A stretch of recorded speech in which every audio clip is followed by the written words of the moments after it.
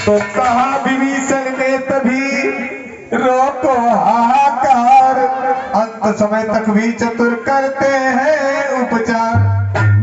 विभीषण ने कहा कि जो चतुर लोग होते हैं ना वो आखिर समय तक उपचार करते रहते हैं। कि अति की रगड़ करे जो कोई, अनल प्रकट चंदन से होई। प्रभु लंका में एक सुसेन वैद्य नाम का व्यक्ति रहता है, बड़ा विख्यात है और वो सभी प्रकार की औषधियों को जानता है। प्रभु मेरा जाना तो ठीक नहीं है, क्योंकि जाकर हो सकता है मैं वापस ना पाऊं। लंका में ऐसा व्यक्ति जाए जो लंका से भली भांति परिचित हो और इससे पहले भी गया हो।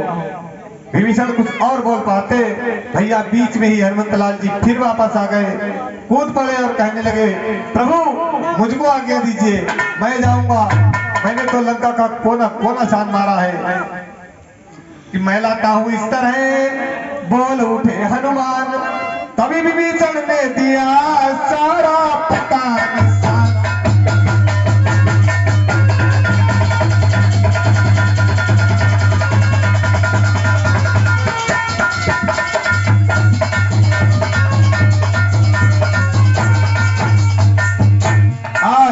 हनुमान चलते हैं,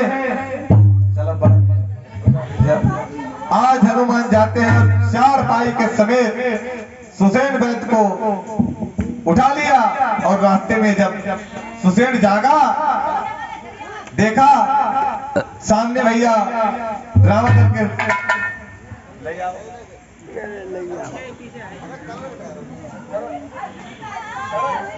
हम इधर है। सुसेन वैद्य को चार पाई के समेत उठा लाते हैं।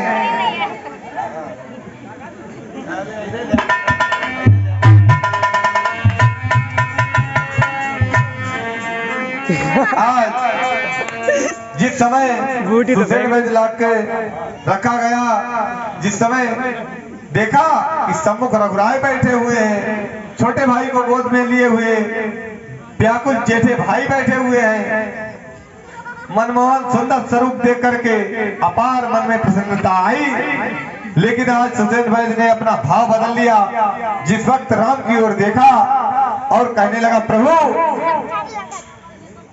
आज मैं आप पर एक बात कह रहा हूं कि मैं तो भैया वैद्य दशानन के यहाँ का हूँ। अरे प्रभु राम कहने लगे, भैया वैद्यराज कोई ऐसा जल्दी से उपाय करो जिससे कि हमारे भाई लक्ष्मण के प्राण बच जाएं। तो आज सुसेन कहने लगा, प्रभु आप तो धर्म के अवतार हैं, आज मैं आप पर एक न्याय छोड़ता हूँ, उसके बाद आप जैसी आज्ञा देंगे मैं करने के लिए तैयार हूँ। प्रभु आप तो धर्म के अवतार हैं, मैं ये फैसला आप पर ही छोड़ता हूँ, जैसा आप उचित समझे वैसा करें। प्रभु राम ने कहा, भैया कैसा फैसला? तो सुसेन बोला कि मैं वैद्य दशानन के घर का किस तरह आपका काम करूं।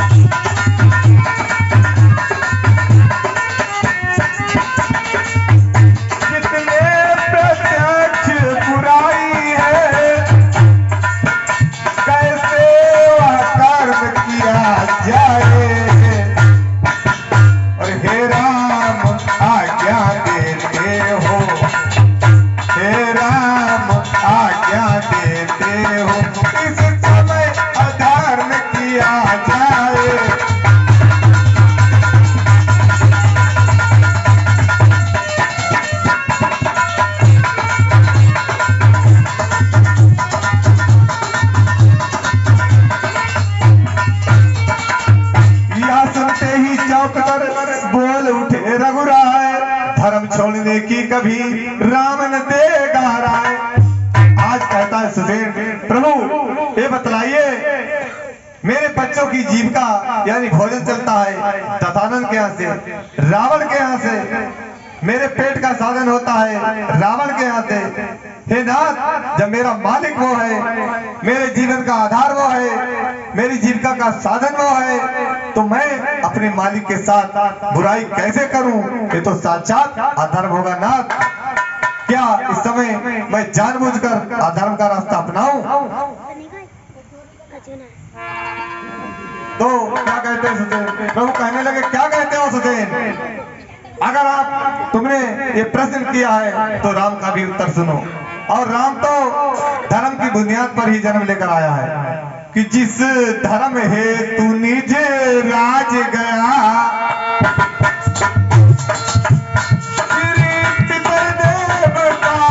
मरण हुआ।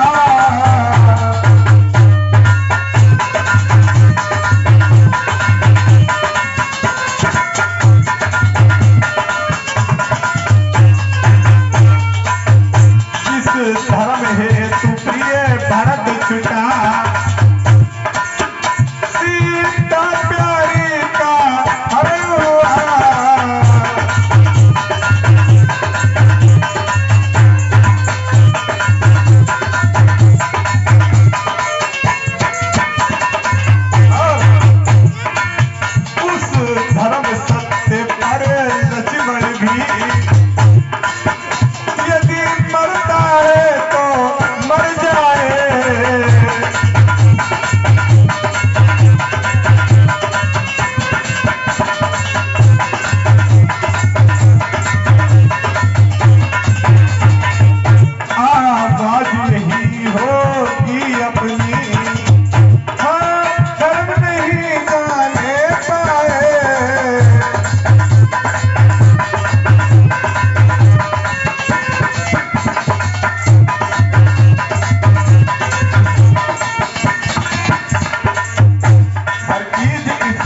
की कुर्बान धर्म पर है।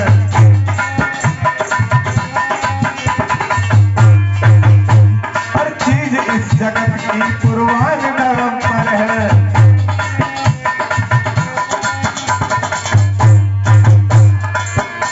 हर चीज इस जगत की कुर्बान धर्म पर है। बने और संपदा क्या, अरे दौलत तो दौलत है, बने और संपदा क्या, जी जान धर्म पर है।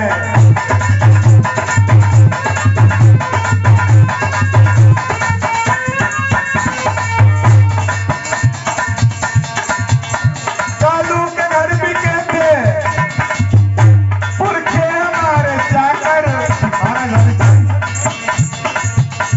कालू के घर भी कहते पुरखे हमारे जाकर, रघुकुल की सर्वदा से संतान धर्म पर है।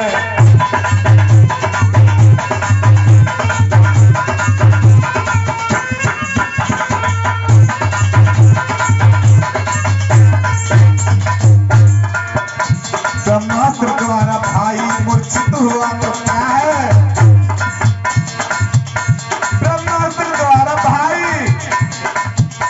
मूर्छित हुआ तो क्या है, और उसकी कमान अब भी बलवान धर्म पर है।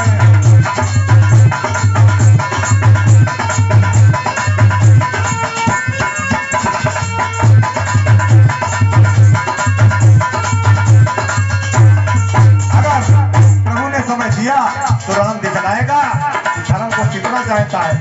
अवसर अगर मिला तो दिखलाएगा ये राघव, अवसर अगर मिला तो दिखलाएगा ये राघव। और भाई सहित स्वयं भी, भाई सहित स्वयं भी बलिदान धर्म पर है।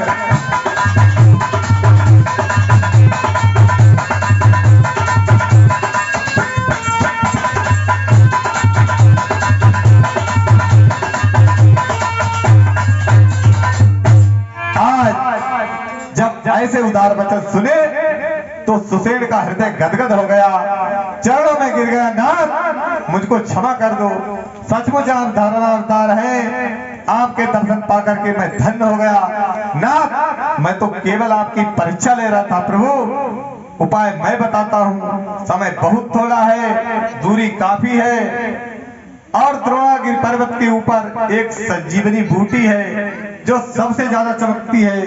अगर सूर्य निकलने से पहले पहले आ जाए तो लक्ष्मण के प्राण बच सकते हैं, लेकिन ये काम कौन करेगा।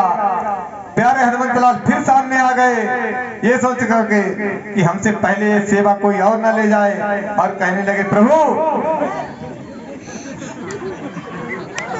आज्ञा दे दो हे रघुराई, हम दवाई लाए रहा।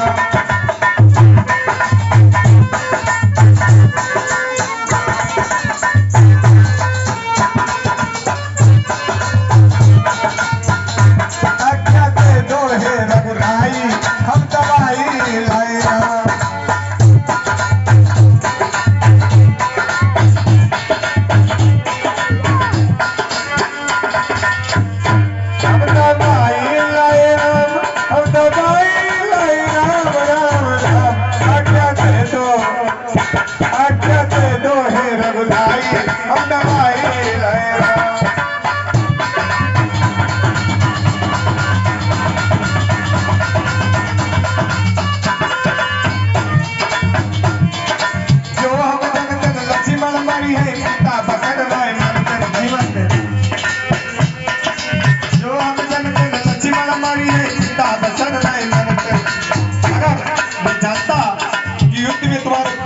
लक्ष्मण तो मैं कभी भी अपने पिता की आज्ञा का पालन नहीं करता।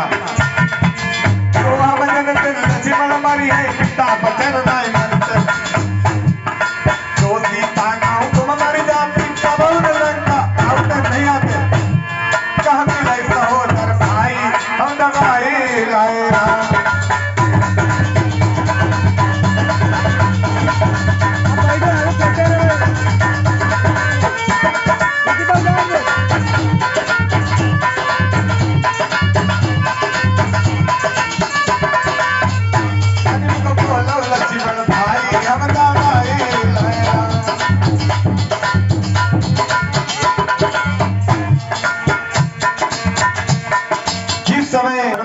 कहा प्रभु हमें आप आज्ञा दो, मैं आपकी सेवा करने के लिए तैयार हूँ, नाथ मैं जाऊंगा। हनुमान जी ने आज प्रभु राम ने हनुमान जी को हृदय से लगा लिया और कहा प्यारे पवन पुत्र हनुमंत लाल, जब जब इस राम पर घोर कष्ट आया है तुमने इस राम को सहारा दिया और आज इस रघुवंश की आन तुम्हारे हाथों में है। प्यारे हनुमान एक चीज का ध्यान रखना कि श्री राम कह रहे हैं, श्री राम कह रहे हैं कहीं वक्त टल न जाए।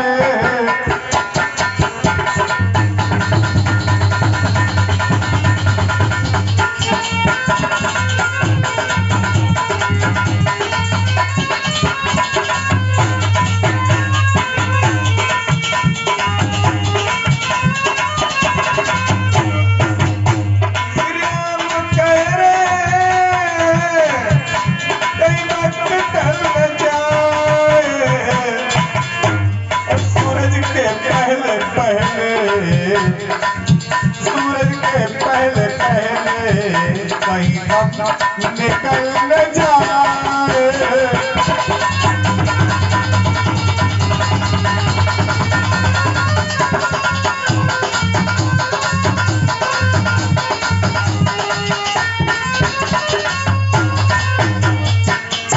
जाओ तो प्यारे हनुमत, जाओ तो प्यारे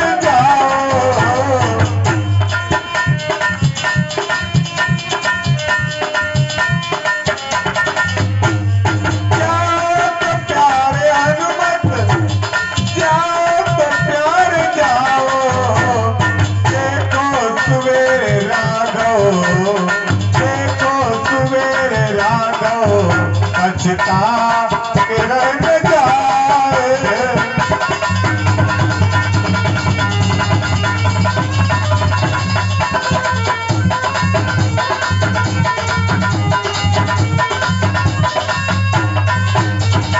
आज हनुमान जी संजीवनी बूटी लेने के लिए चल देते हैं। चलो बड़ा गधा था नहीं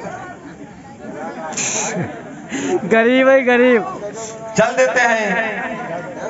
इधर देखो भैया, रास्ते में प्रभु ने भेजा जरूर है हनुमंत लाल जी को, तब तक आप निकलेंगे नहीं, आप उदय नहीं होंगे और आपने मेरी आज्ञा का पालन नहीं किया तो आप समझ लो कि इन संसार में आपका नामो निशान नहीं रहेगा। ये सूर्य ध्यान रखना, इतना संकट अब सूर्य वंश पर है।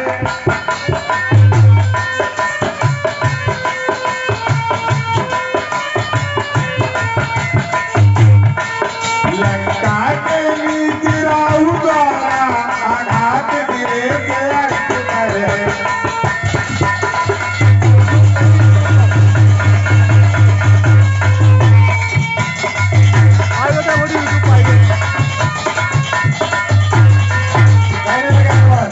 मेरी सेवा की पहले पेड़ों का जब अंकार होगा तो सूर्य वंश में सूर्यदेव सचमुची अंकार होगा। इसलिए रहना दिलकर जब तक न जड़ी पहुंचा दूं मैं, उस समय प्रकट होना भगवान जब संकट दिशा मिटा दूं मैं। अन्यथा क्षमा करना दिनकर, अंजनी तरह से पाला है, बचपन से जान रहे हो तुम भगवत कितना मत वाला है। तो पहुंचे द्रोणागिरि देवी वीर अंजनी लाल, देखा सारी बूटियां बनी हुई है।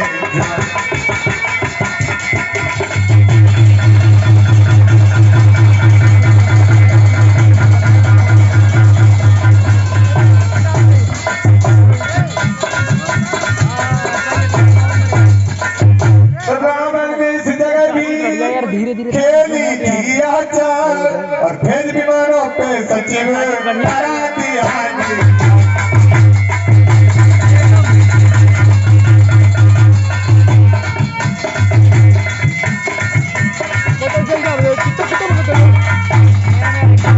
हनुमान जी जिस समय द्रोणागिरि पर्वत पर पहुंचे तो सुसेन वैद्य ने तो बताया से ज्यादा। और साथियों, आज हनुमान जी ने सोचा कि बार बार की झंझट कौन करे, लाओ एक बार में पूरी दवाई की दुकान ही लेकर चलो। और और डॉक्टर साहब खुद ही ढूंढ लेंगे। तो हनुमान नदी के बालक पर्वत पहुंचे जाई, पर्वत पहुंचे जाई। क्या देखा? हनुमान नदी के बालक पर्वत पहुंचे जाई, पर्वत पहुंचे जाई। सभी संजीवन चलते देखा पर्वत लिया उठाई। चले चले कोई जगताई रमता पाई।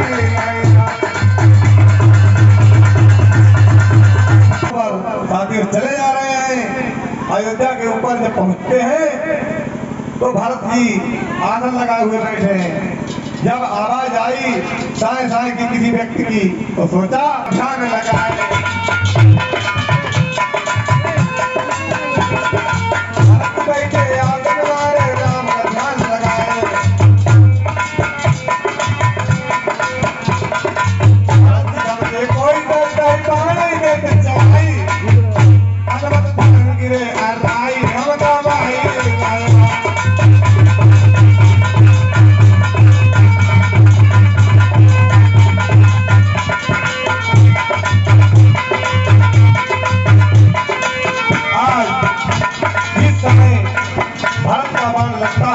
तो हारा कहते हुए गिरते हैं हनुमान जी।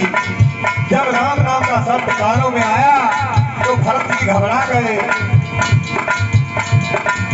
कि मालूम पड़ता है जाकर देखा है कि एक हाथ में पर्वत और एक श्वास में राम राम उच्चारण हो रहा है। बार बार जगाते हैं लेकिन वो वीर नहीं जाग रहा है। अंत में आज सौगंध न जाकर कहने लगे। फिर बोले यदि राम का मैं सच्चा दास, यदि मेरे हृदय में अटल प्रेम विश्वास।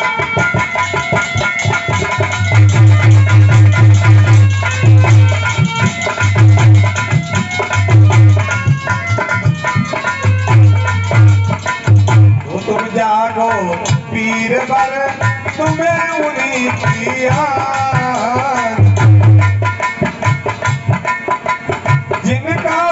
उन्हीं की सौगंध है। उठकर बैठ जाओ, ये मेरा विश्वास है। इन शब्दों को सुनते ही साथियों आज वीर हनुमंतलाल उठ करके खड़े हो जाते हैं। बोले हनुमंतलाल की। आज सामने भैया वही सौंदर्य, वही रूप, वही नयन, वही चिकन, वही सारा अंग है। प्रेम मगन होकर के देखा सामने मैं कहा हूँ, मेरे सामने कौन है। साथियों भरतलाल जी कहते हैं भैया आप कौशल देश में हैं, आपके सामने ये भरत भाई है। ओह भरत जी खड़े हो गए और इतना कहकर के चरणों पर गिर गए जिनका पवित्र नाम मैं अपने कानों से सुना करता था। आज मैं उनके दर्शन पा रहा हूँ। संक्षेप में सारी कथा कह डाली। आज कहने लगे मैं कितना भाग्यशाली हूँ। सज्जनों ये सुनकर के भरत जी बहुत रोए, लेकिन इसलिए नहीं रोए कि लक्ष्मण मूर्छित पड़े हैं। उनके हृदय में तो कोई घाव पहले से ही लगा हुआ है। कहते हैं भरत बोले